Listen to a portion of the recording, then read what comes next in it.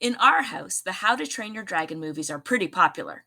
The main human character in each movie is Hiccup, the young heir to the throne. By his side in all the movies is his friend Astrid.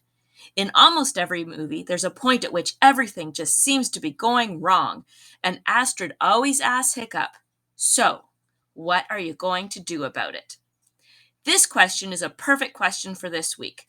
Just yesterday, we celebrated the birth of Christ, and I'm guessing that all the children watching this were pretty excited about Christmas. You did a lot to get ready for Christmas, celebrating Advent, putting up a Christmas tree, helping with some Christmas baking or crafts, maybe giving gifts to family, neighbors, or charities. Even if you didn't get to celebrate all your usual traditions due to COVID, it was still pretty exciting, I'm sure. Christmas is, of course, not about all these fun traditions.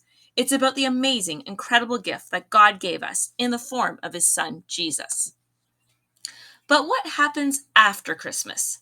As Astrid would say, "So, what are you going to do about it? Are you going to pack away all your feelings of wonder and thankfulness until next Christmas, just like we box up our Christmas ornaments? Or does Christmas change how you live your life the whole rest of the year?"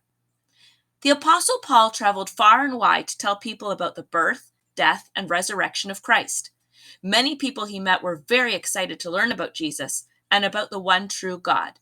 These new believers met together as churches to learn about and worship God. When Paul wasn't traveling, he was writing letters to all these new churches. Paul loved and prayed for all these believers. In one letter, he said, "I pray that Christ may dwell in your hearts through faith, and I pray that you may grasp how wide and long and high and deep is the love of Christ." You see, Paul didn't want these new believers to wander away and forget about the amazing gift they just learned about.